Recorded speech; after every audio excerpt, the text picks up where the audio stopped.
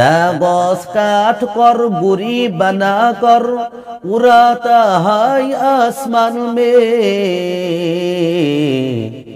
कागज काट कर गुरी बना कर उड़ाता है आसमान में।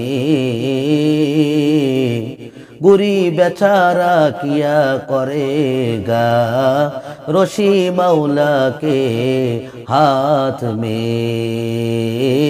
गुरी बेचारा किया करेगा रशी मौला के हाथ में। অর্থাৎ যখন ছোট ছোট ছেলে বাচ্চারা যে রূপ কাগজ কাটিয়া কাগজের গুড়ি বানাইয়া সেই গুড়ির সঙ্গে রশি সুতা বাঁধিয়া যখনই আকাশের দিকে উড়াইয়া দেয়, তখন সেই গুড়ি নিজের স্বাধীনভাবে নিজের মন মতো মনের সুখে কি আনন্দে আঁকা বাঁকা হয়ে আকাশের দিকে উড়িতে থাকে।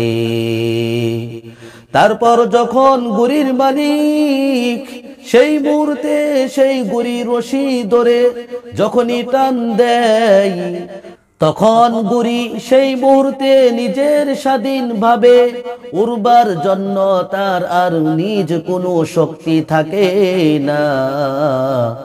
ঠিক অনুরূপভাবে আসমানের মালিক আমার আল্লাহ পাক রব্বুল আলামিন আমাদের সকলকে সৃষ্টি করিয়া প্রেরণ করিয়া দুনিয়ার মধ্যে দুনিয়ার জগতে পাঠিয়েছেন এবং আমাদের সকলের হায়াতের রশিখানা আমার আল্লাহ পাক রব্বুল আলামিনের হাতে মাওলার হাতে রহিয়াছে।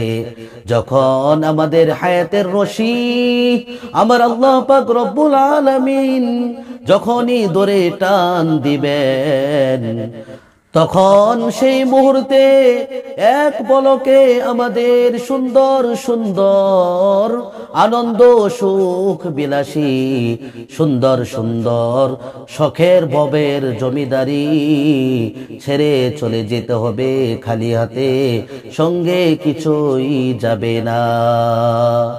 এই জন্য কবি বলেন, এমন জীবন করিবে গঠন মরিলে হাসিবে তুমি কাঁদিবে ভুবন। এমন জীবন করিবে না গঠন মরিলে কাঁদিবে তুমি হাসিবে ভুবন। কারণ যখন তুমি আমি মরে যাব,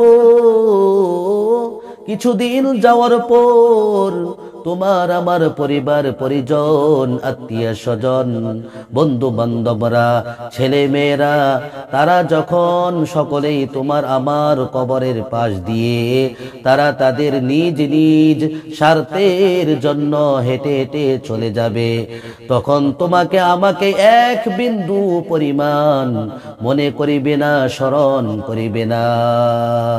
যদি তুমি আল্লাহর নজরে দুনিয়া থাকা সত্ত্বেও দামি হতে পারো, তাহলে তোমার কোনো অন্ধকার কবরে আর কোনো ভয় নেই।